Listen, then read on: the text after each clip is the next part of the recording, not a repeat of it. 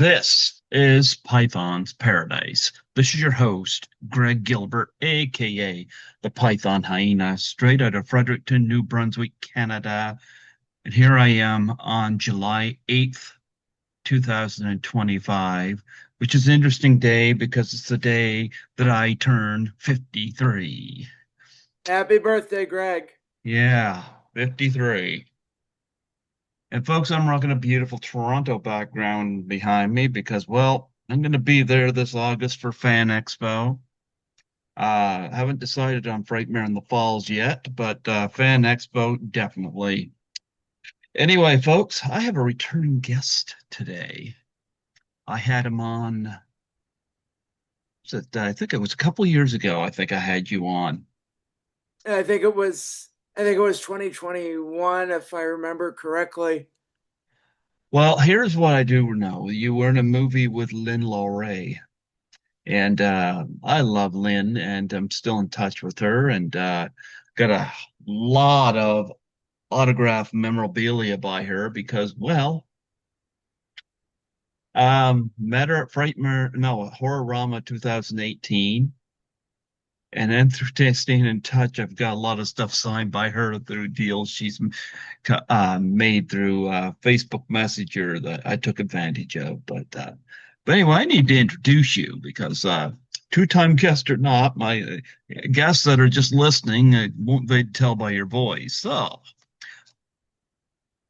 folks, I had him on before, and we're having him back to promote the Slaughter Brothers Dime Circus returns. Folks, here is the director of the film, Richard Burgin. How do you do, Richard? I'm doing great, Greg. How are you doing? I'm not doing too bad, not doing too bad. Um Well, it's always good to like on your birthday get to do something that you're passionate about, and I'm very passionate about making movies. And I'm very excited about the Slaughter Brothers Dime Circus. I can't give too much away about what happens in the movie, but we do have clowns transforming into insects. I like your background. You got a nice setup back there and Oh, lots of thank you. window space. Now, is that an Oh, yeah. apartment or It's a like it's house? very noir with all of the Venetian blinds. Yeah, and you got a couch there and everything. Is that an apartment or a house? This is my apartment. It's And nice, yeah. sometimes I make the bed, sometimes it's messy like it Oh, is I'm now. not But judging that. I'm not judging that. I'm just saying it's a nice layout. oh, thank you. Your place is bigger than mine. I don't have room for a couch. I'm really glad I found this couch and this apartment. And believe it or not, I got this couch used, but it's like one of the most comfortable ones I've ever had. Like, and people are already like using it before me, so I don't know how old it is. But every time I lie back on it, I'm like, you know what? This feels just right. Well, I'm gonna tell you, I've wanted to move to Toronto for a number of years now, and never was able to get moved because of the inflation situation. I know you guys are feeling it. It's Oh yeah. yeah, I'm not going to speak on your government, but our government here, I'm not impressed with. I got I taxed think 20. politicians in general are not too impressive. Well, I got taxed $2,800 when I got my tax returns, and Wow. yeah, and I worked two jobs. Does that make sense? No, I mean, I always figure, people, they should, be encouraging people to work and not like, because it's kind of crazy. Like, if you get money, like, just as a gift, then that's not taxed at all. But if you earn money from working, then you have to pay taxes on that. So that doesn't really make a lot of sense when you think about it. Yeah, well, I'm working two jobs, about better part of 75 hours a week. I'm And sorry, man. yeah, so I'm either working or sleeping. I made sure I must have woke up probably about 15 minutes ago before I hopped on here. I made sure I Oh didn't yeah. miss this time. I know I missed you Saturday when I was supposed to have you on, and my No, it's okay, sincere, man. When you work 75 hours a week, well, you gotta get some sleep. Like I don't even work that many hours, but I still like if I go like a night without getting a full night's sleep the next day, I feel kind of like, there's this stick of dynamite inside me, and it would be easy to light the fuse and have like some kind of unintentional explosions. well, the situation with you wasn't out of being tired. I was working Friday night. I was working cleaning 5 buildings, all the various degrees of time. And the first building I was at, something didn't agree with me, and I threw up in a toilet, like heaved like 8 or 9 times. Wow. No, I'm And sorry, man. yeah, and I still did the rest of my buildings, I have a coworker at one, and I wasn't going to leave her to do the whole thing, although she offered, but I didn't want to do that. And so the following day, I did not hear my alarm. I totally planned it. I appreciate your understanding of that. So I'm glad we're able to do this today. Oh, of So course, yeah. I'm yeah. always I'm always happy to come on the show, and I know like that's the thing about getting sick is that it always happens like at the most inconvenient time. And I think that is a great theme for a horror movie too, and that's kind of what I was doing with my first movie, Fang, is that it's all about like the horror of getting sick and how, it's really something we have no control over if our body or our mind wants us to go like in a direction that we really don't like. There's not always a lot we can do. Yeah, you still in touch with Lynn Lowry?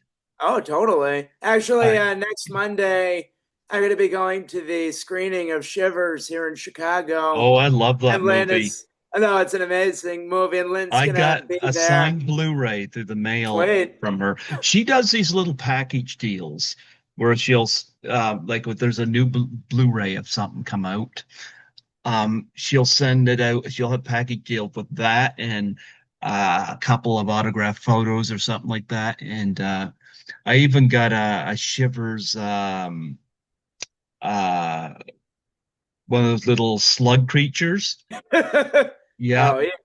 she signed one of those. I've got Sweet. one. Yeah, I've got that. That was the last thing I got from her, but I've got numerous autographed pictures from her. She's gorgeous. But I mean, I met her at Horrorama in 2018, and she had the movie Sugar Cookies on her table, which Oh, yeah. I had never seen it, but it was like her and Mary Warnoff in the same movie. I was like, my curiosity hit right with that. So No, I I mean the bought. movie she made in the 70s is like she had an incredible run, and like I always really admire Lynn's work ethic because it's like in the last 10 years she's acted in over 100 movies, which Oh is like yeah. really incredible when you think about it. And she's like very like proactive about reaching out to people, and getting roles and everything, and she always brings like 110% for every movie she acts in. Yeah, she since then, like staying in touch. I had her on here once, and it was on my birthday, actually, believe it or not. But Oh, July 8th is it's a special day. yeah, but I had her on here, and I believe it was my birthday, if I remember correctly. I could find out very quickly here, but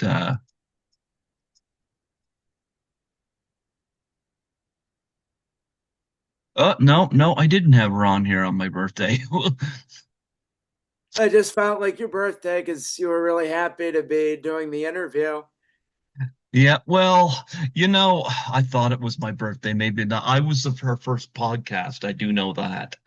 Oh, I have cool. all my interviews when I have them logged and backlogged. I got the dates of when they were done.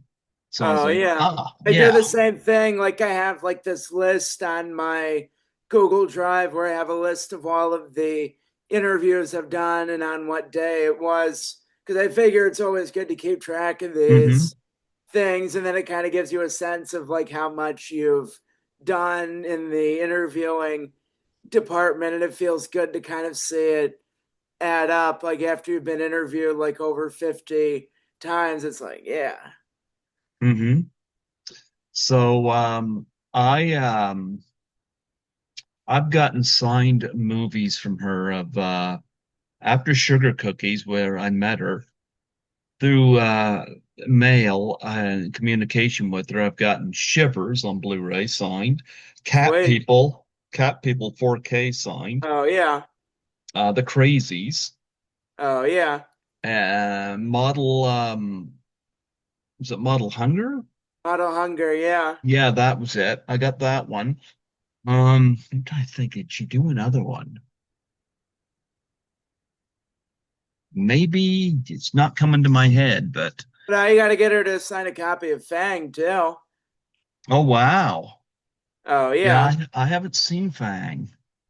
Oh, I think you're gonna have a fantastic time watching it, which is, and I've said the word fantastic probably about a million times over the past few years, but I'll never stop making Fang puns. Well, you know what? I'm glad you got to make that movie, and I'm Oh, thank glad that you. you, yeah, and you get to make that with her. I remember I had you on here when you made that, and it's got to increase your confidence Oh, to totally. go from that to and I got your IMDb on here, and I see your projects. So you've been working, and Oh, that's totally. awesome. Oh, thank But you. And it's definitely like it's one of those things where, in terms of like feeling like confidence and like you're really gonna succeed as a filmmaker, like you feel that more and more the more you do it. Like as I think if somebody like really believes in themselves very strongly when they've never made a movie before, that's more like delusional than confident, because then it's like you don't really know like what's gonna happen. You don't know what the whole process is like. So it feels really good, especially for me going into the Slaughter Brothers now. Like it feels really good. Like that it's like I know what to expect for every step of the process, and I know like because there's always going to be some kind of like problem or roadblock in the making of every movie, and some really famous movies like Apocalypse Now like had like the most trouble in I love making Apocalypse it. Now. Oh yeah, no, I mean like it's Hmm. amazing it turned out so well, because it's like the production of that movie was like it was like even by like filmmaking standards it was totally crazy. Like they Yeah, had like a typhoon just like destroy the whole set, and they yeah. had to build a new set. Well, what's interesting, you're we're talking about the Slaughter Brothers Return. This is not the first I've heard about it because I've had Lynn Griffin and Sean Sullivan on the show. Both solo once, and I've had them on together twice. It's been a long, long while. I have met them at Horrorama Well, they're both 2022. really great to work with, really talented, really just like great people, like everything you would want like in a creative collaborator. And like when I met Sean for the first time, like I was doing a Zoom meeting with Lynn Griffin, like to talk about working together. And then Sean said, it's like it feels like we've known you for a long time, Richard, like even though we've just met. And I was like, yeah, I feel the same way. And the Slaughter Brothers Dime Circus has been a passion project for a long time for Sean. He started working on the play back in 2018, and I've been working with Sean and Lynn on the film adaptation since October of last year. Yeah. Well, I remember when they were doing the play. So I've known about this before the pandemic even hit. So it's been Oh yeah. yeah. So I knew all about this. And so I've met Sean and I've met Lynn, and between the two, I love Black Christmas and Curtains for Lynn Griffin and Oh Strange yeah, Brew. those are like amazing. Like, well, Black Christmas was really like probably one of the first like slasher movies ever. It's still better than a lot of the slasher movies that came after it, and it's like very like it still feels very fresh, when you watch it now. And then Curtains has like this really nice kind of it's like kind of like Canadian giallo atmosphere. Yeah. That's really cool. Now, Sean Sullivan, I really loved him in Ski Patrol with the two masks on the side of his face. Oh yeah, He was hilarious in that. And of course, Wayne's World, where he was the intoxicated crew it's guy. gonna hurl. Yeah, he's gonna hurl. But I met them at Horrorama 2022, and I was there assisting actress Lisa Langlois at that. I now I haven't met second.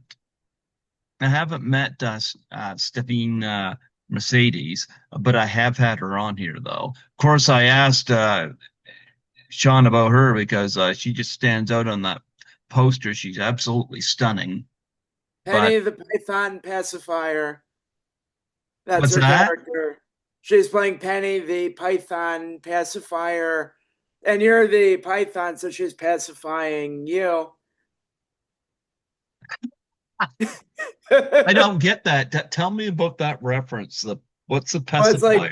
being like it's like kind of I guess it's like a more like circus kind of way to say like snake charmer. So that's her role in the circus in the Slaughter Brothers Time Circus, and she gets like and I one scene that I wrote in the script because I contributed some new material for the script for the movie is like I wrote this transformation sequence for Penny where like in the original play Sean's character Mal the ringmaster like he gives her like he clicks like a remote and then freezes Penny on stage and then he gives her a pill and then the pill is what kind of transforms her from like a human circus performer to being like a humanoid insect like creature. And so I kind of added a little, like a few pages of new material and showing kind of like the insect transformation. And then Penny gets transformed, and then the boss also gets transformed. So that was really fun to write and imagine. That's awesome. Oh, No, thank you.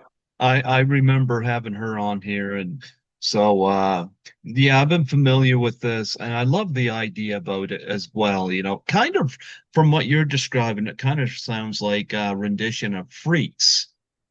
Oh, yeah. Yeah, So that that's like a contra. great like source of Yeah, inspiration. yeah. Wow. So where did you, because this was not in dialogue with you whenever we're talking about Fang, and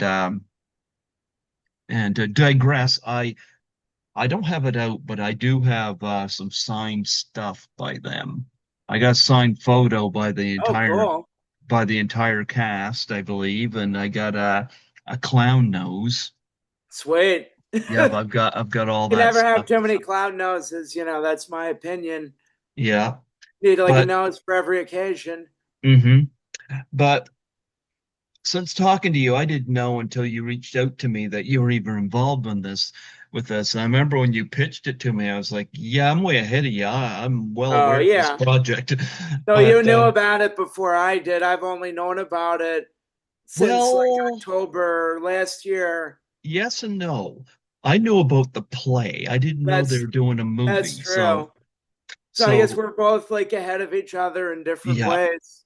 but I was familiar with the property. So anyway, and I'm glad they got the same people, that Oh, you get totally. Sean, Lynn, and Mercedes and I'm really other. glad we're sticking with the cast from the original play, and that makes my job as a director easier too, because the actors already feel like a great sense of attachment to their characters, and it's a group of people, like since they've been involved from the very beginning when they were producing the play, that kind of just adds like even more passion, where it's like, this is over half a decade in the making, and now Mhm. we're going to get it on film and preserve it forever.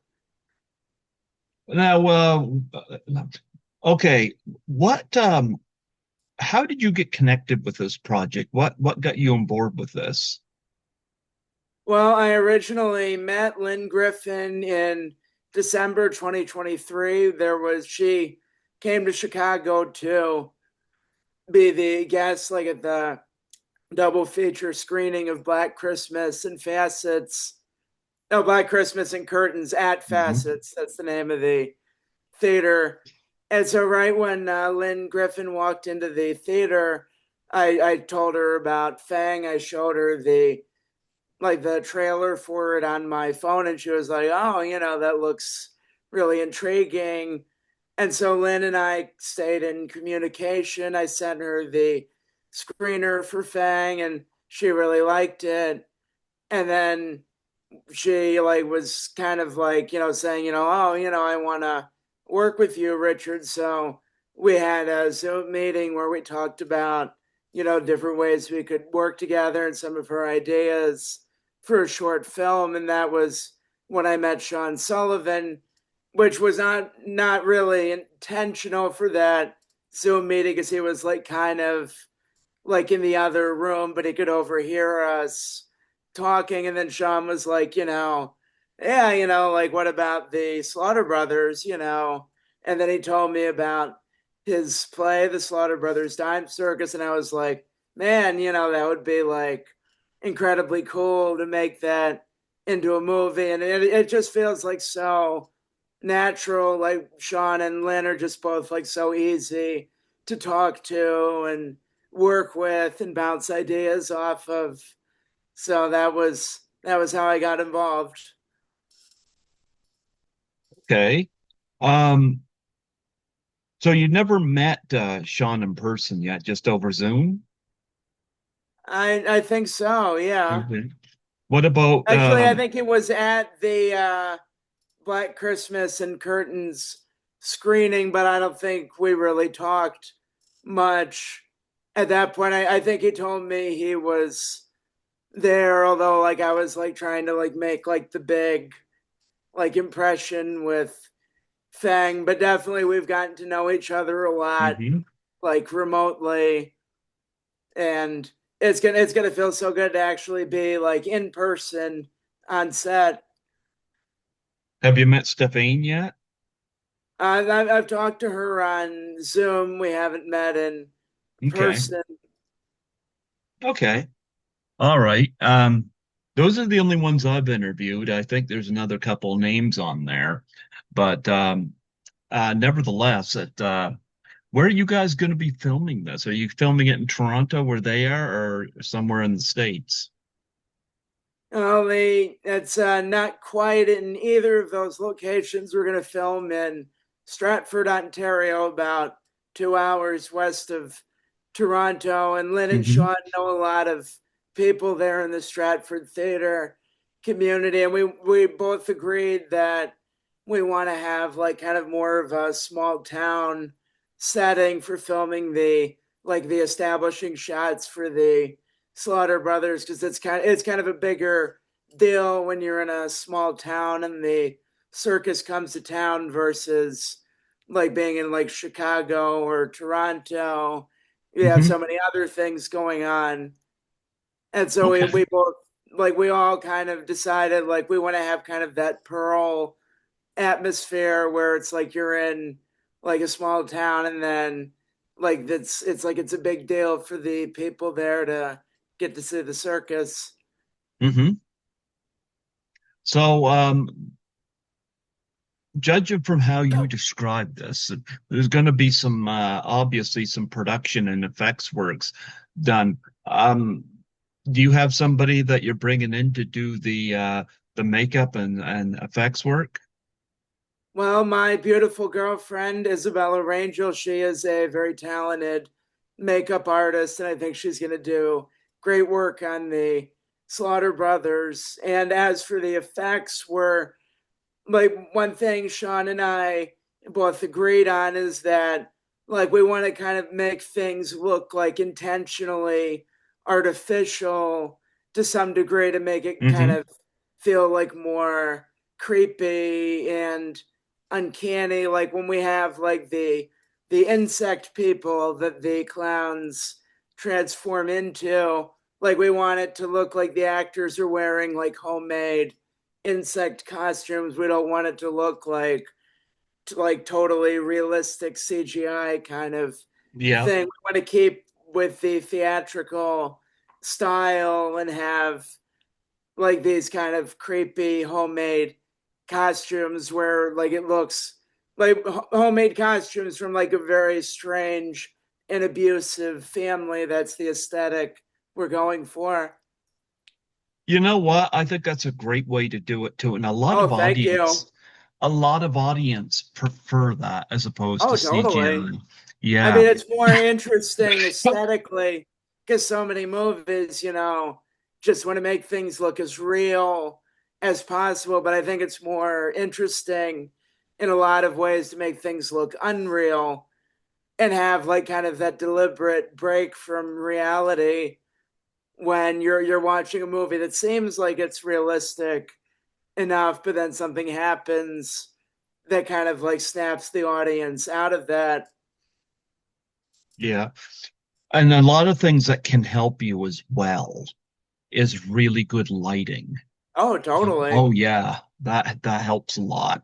Whether you got ominous scenes, which I imagine you will with this, or Oh, yeah. wherever, and great location work also helps with that as well. So, and that you don't need heavy budgets to find great locations. It's just a Oh, matter of how totally. they're used. Yeah. So, We need a big top and we need some kind of stage and mhm, backstage areas, but that's most of the locations we'll be using. yeah. No, I think that is great. So, what do you think your biggest challenge is in making this film? I think raising the full budget for the Slaughter Brothers is the biggest challenge, which is usually the biggest challenge for most movies. And I think in terms of the actual filmmaking, it should be pretty straightforward once we get all of the funding that we need. And I know like a great team of people to work with for post production, so I think that should go relatively smoothly. Although I don't want to jinx it by saying it will go relatively smoothly because you never know what might happen. But I feel very confident that the process of making the movie and editing it together will be pretty solid. Absolutely, absolutely. Well, I love the fact that since we last spoke, like you are really coming into your own in terms of Oh, thank you. yeah, you're really coming into your own in terms of of people you're working with and advancing in your everybody starts out, of course, with smaller budgets and they move up even Oh higher and yeah. higher. And of course, as you keep going, you get better and better and better, you Oh, know? Like totally. I'm not the same interviewer I was in 2015 when I started, you know? Oh Um, yeah. yeah, Oh, that's kind of the thing. Like, I never went to film school or anything like that, but it's like you just kind of gradually learn more and more. You get better and better, more and more efficient when you're doing it. And it's kind of like a gradual thing because it's like people really kind of believe in the idea of like overnight success, but I don't think anybody really gets that overnight, literally. Mhm. No, I agree. I agree. You got quite a few films you've done since Fang. So you Oh, kept in thank you. yeah, well, Well, a you've been lot of it is like a lot of like what I've done is like either like kind of shorter videos or I've kind of helped people out on their projects. But I definitely it's been a really busy past few years for me. so I'm seeing it, Isabella Rangel on Oh your yeah, that's your girlfriend? she is. Yeah, no, she is wonderful and really talented and creative. And we are working on writing a script together, which I can't say anything about Hmm. publicly yet, but I'm feeling really enthusiastic and excited about that too. Yeah, because I was clicking on a number of your titles on IMDb and I'm seeing her name a lot. So how did you two meet? Well, this was actually an online dating success story. Like I made a profile on Match.com. I think that was around the time that we did our first interview. And so like I was like and I wrote like a lot of stuff on my profile, which I think like turned a lot of like women off because they're like, I'm not reading all of this shit that you wrote on your profile, Richard. But then Isa, like she did read my profile and then she responded to my message and she was like, yeah, like what you wrote is really cool. And then like she was from Rio de Janeiro and Brazil originally, and she's lived in Chicago since the 2010. She's out of the country working right now, but like we just have like this deep connection, like right from the beginning. We're kind of on the same page, and we like to watch a lot of weird movies together and listen to music and do creative stuff. So I love her very much, and I'm really happy to get to be with her. You know, I haven't had much luck in the dating life, you know. I Oh, I I I didn't either for most I of my once life. had yeah, I once had a woman call me up and she said, you know, come on over, there's nobody home. I went over, there was nobody home. Oh yeah. I've had to steal a Rodney Dangerfield joke there, but still. Are you kidding me? Nobody's dating this, you know, nobody's this desperate, but Oh yeah, you're gonna find somebody. I'm sure of oh that. no, no, no. I'm happy with my cat, you know. Yeah. I Well, have cats long can be a good source of hmm like a more platonic kind of relationship too. I love my kitty. Yeah. No, there was a time when I was looking for a partner and now now I don't care. I think it's kind of beyond it because Well, I mean, when you don't care, that like makes you no, more no, attractive, no. paradoxically enough, because you don't want to, like, nobody wants to go out with somebody who seems like desperate. So it's like acting like you don't care. Like if you find somebody Oh, I'm not or not, acting like that gives off like a really good vibe. I'm not acting like I don't care. I just don't care, you Oh, know. totally. Yeah. Now I pretty much put the off button on any prospects of that. But anyway, where was I going to go from here on this? I had a train of thought going too. Um, oh, oh, I lost my train of thought. It's okay, man. No, it's like But my mind is like in my mind, I feel like there's all of like these little like ping pong balls like batting around. And sometimes oh, I one know what I was going to ask. focus. You said you watch a lot of weird movies with her. What kind of movies do you two watch?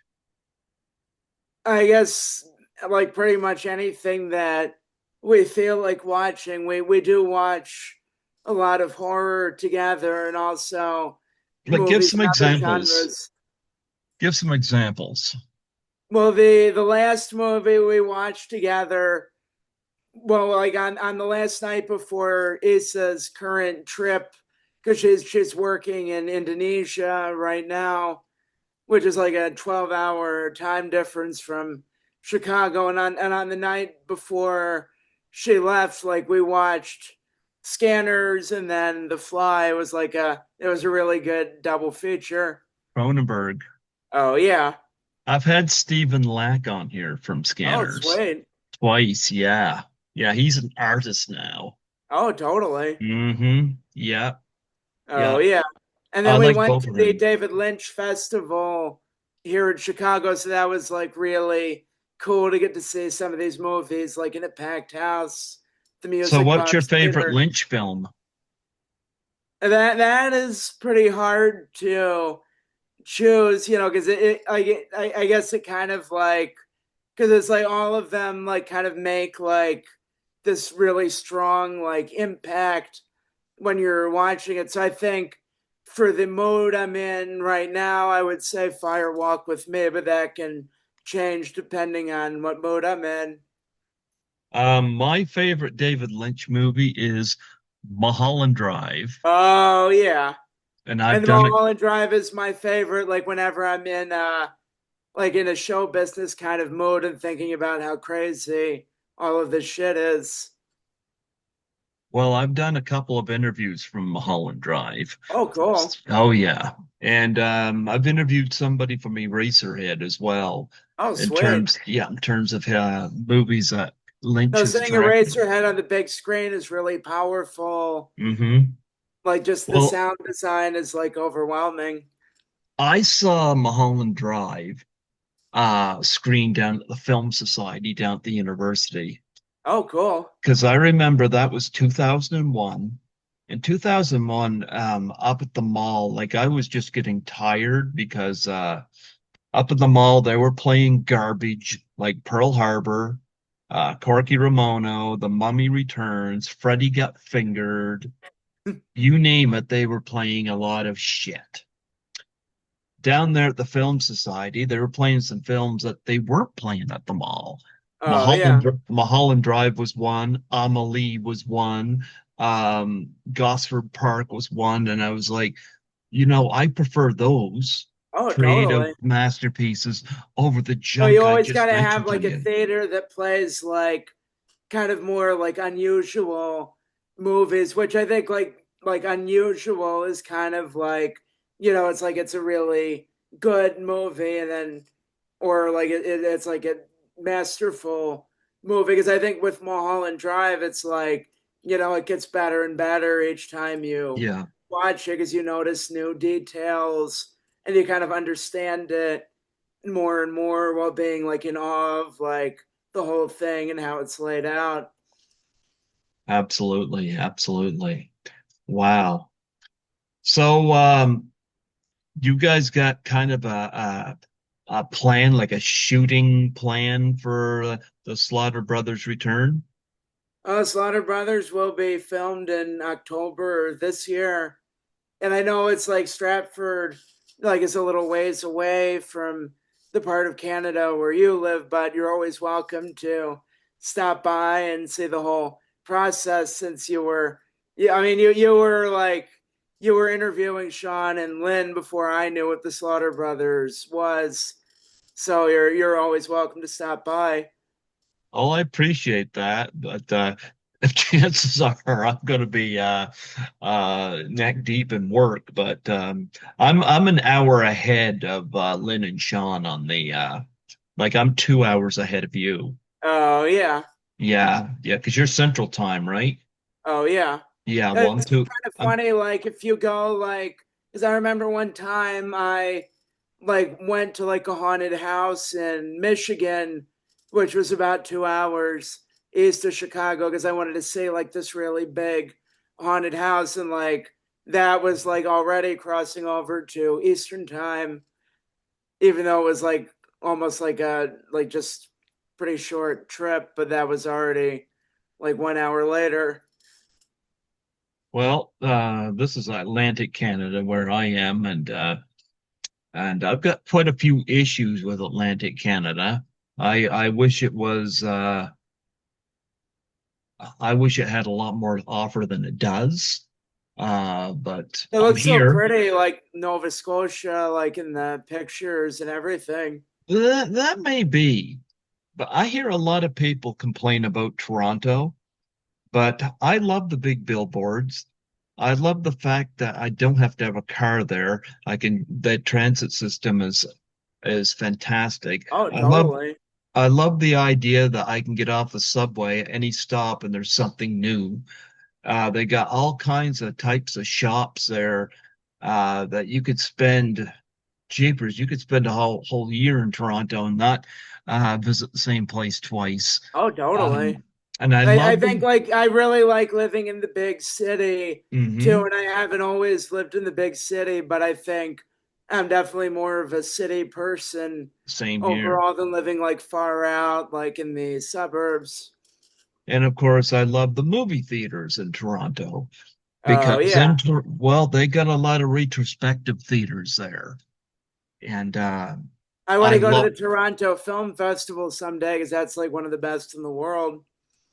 I haven't been to that, but I have been to the TIFF Lightbox theater. So I was to that. I saw the movie Rumors there. Oh, cool. So yep. And I saw a film called Eileen there as well the year before that with Anne Hathaway. But um, they got an Eaton Center's Cineplex. What I never been to a theater this big, 24 screens. Wow. Yeah, and I was in theater 14 watching It Follows, which I had never seen before, but I decided to go see it there. And I was amazed at 24 theaters. I was like, nice. Oh yeah. Then they Like get a even in Chicago, like most of the bigger theaters like that are further out in the suburbs, and the ones in the city are a little bit older, so they don't have quite as many screens. But it is something like I guess I'll have to look up like what is the world record for the theater with the most different screens. yeah. Well, they got one in the Carlton theater where they have regular playing movies, but they also have $5 uh, cult classics that play. Oh, cool. And I must have I mean, been I there. would like probably pay for like the $5 cult classics and maybe skip the regular I movies. was there almost every night on my last trip to Toronto, and Hell yeah. yeah, like they even now they've got movies playing for $5. And when I was there, I saw the original Halloween twice. It's not the first time I've seen it on the big screen, but I've now seen it up to I haven't seen that on the big screen yet, but that seems like a movie like yeah. Halloween 1978. That would be like really like immersive, seeing like all of this like kind of murder and chasing happening like on a big screen. Well, this is four times now I've seen it in the big screen, and three of those times happen to be in Toronto. So there you go.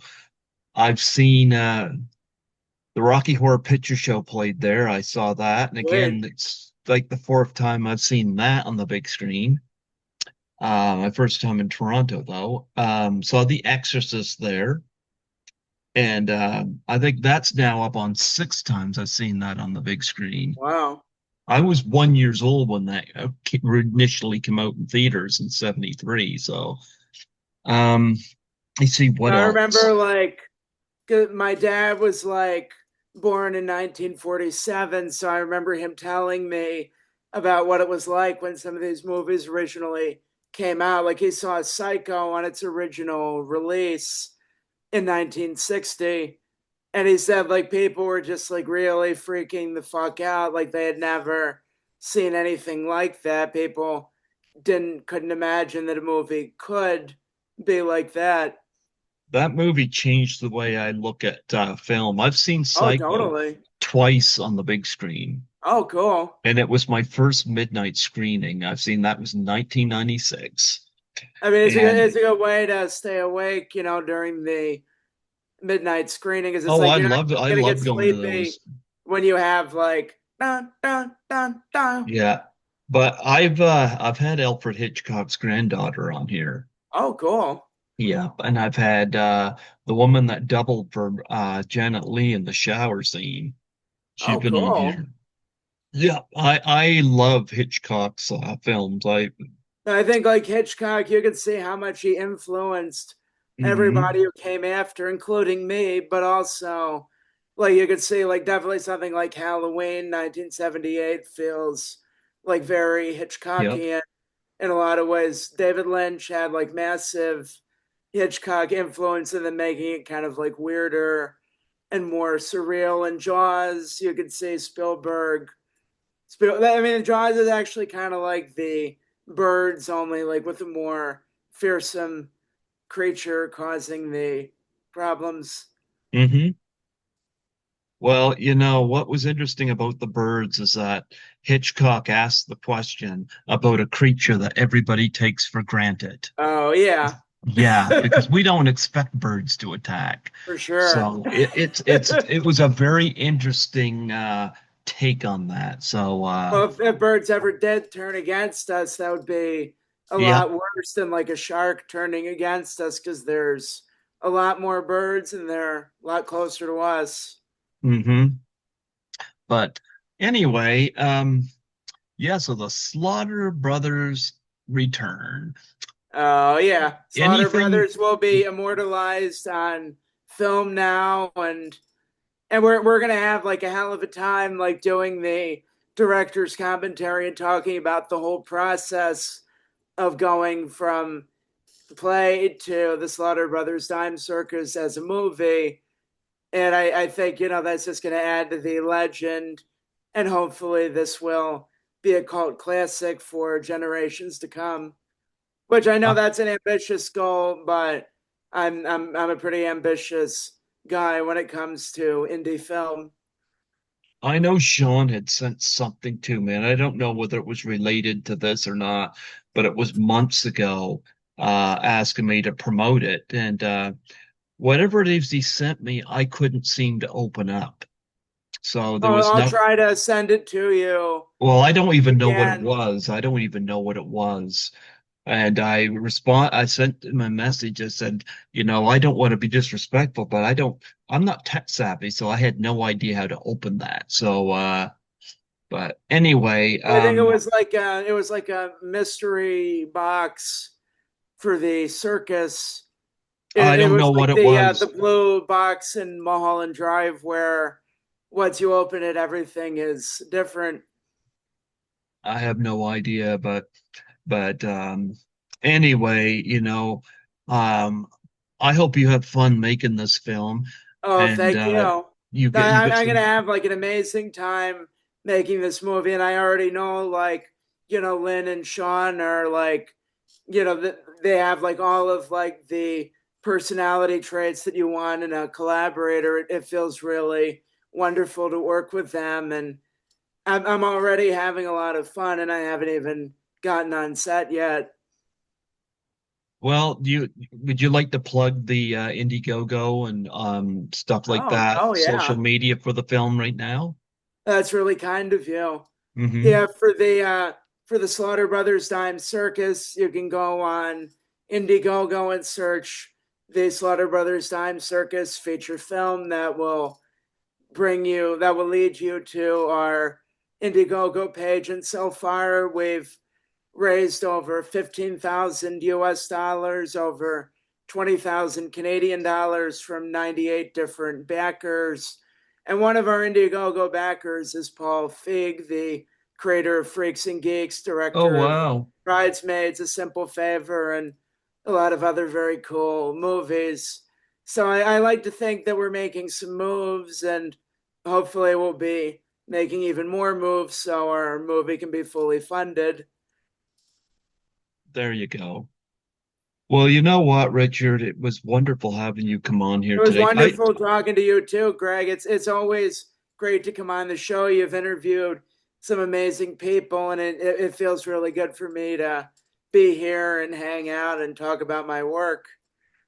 Well, it was really cool that you reached out to me about this because I had no idea there was a film version of Slaughter Brothers Dime Circus coming out. I knew the play, but I had no idea there was a film. And you reached uh,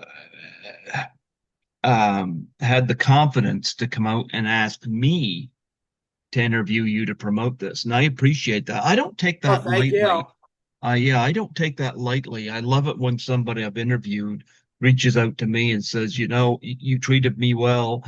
I'd like to come back on. So Oh, totally. I And that's really, really one of the hardest things about being a filmmaker is actually getting people to know that your project exists, because it's like at any given time, like, they have like what's called like the conversation, and at any given time only a few movies are really in the conversation.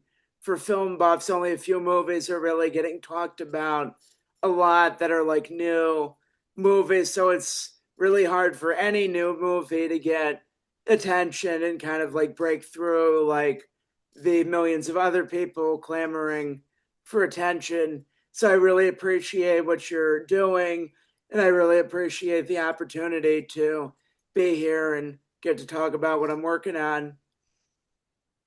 well, you know what? Much appreciated. Do you have anything else you want to plug and promote before we close off? Well, I do have other projects I can talk about, but it's probably better to save that for future interviews, so I Okay. don't have too many like ping pong balls batting around at once. It Okay. Well, Richard, it was wonderful having you come on here today. was Um, wonderful too, Greg. I mean, I had a wonderful time, and it's mhm. always a lot of fun to do this. And I hope everybody who's watching this and listening now has a clowntastic time watching the Slaughter Brothers when it comes out. Absolutely, absolutely. Well, you get a good crew of people working with you. Oh yeah, I can speak definitely of Sean and Lynn and Stephanie, all good people. So hell yeah, yeah, yeah. And of course, you worked with Lynn, and Lynn's awesome. Lynn oh Laurie. yeah. Yeah, No, I'm working like with all of the lens now. you're working with all the Lynns. Yeah, Oh yeah. yeah. Well, Richard, I bid you a wonderful day. Have a clowntastic day. I'll say that. Sure. Oh, thank you, thank you, thank you very Yeah. much. God bless you. You have yourself a wonderful day. Oh, you too, Greg, and happy birthday. I hope you have a wonderful birthday too and get to do a lot of fun stuff. Oh, I'm sleeping. Sleeping can be fun. You can have some fun like dreams or nightmares. well, I might dream about Emma Stone. I'm a big Emma Stone fan. That's the thing. Yeah. It would be cool like if you could like control your dreams, like and like kind of like choose like what you wanna dream about. Yeah, but I could dream about Emma Stone, but it doesn't matter because my cat, while I'm sleeping, is going to jump up on top of me and he's going to walk right up and he's going to stare me in the face because he doesn't know the difference between my sleep time and his sleep time. And his sleep time is so much. Oh yeah. Yeah. Anyway, Richard, the best to you, and I hope you gain more confidence with this project. Oh, And thank you, Greg. I I hope wish you you the absolute best too, and I hope you get to rest and recover plenty. And I'll be happy to come back on the show anytime. absolutely, absolutely. God bless you. You take care. Oh, you too, man. You have a wonderful birthday, and we'll be in touch soon. Absolutely. You take care. You too, man. Oh, Bye bye. bye. Bye bye.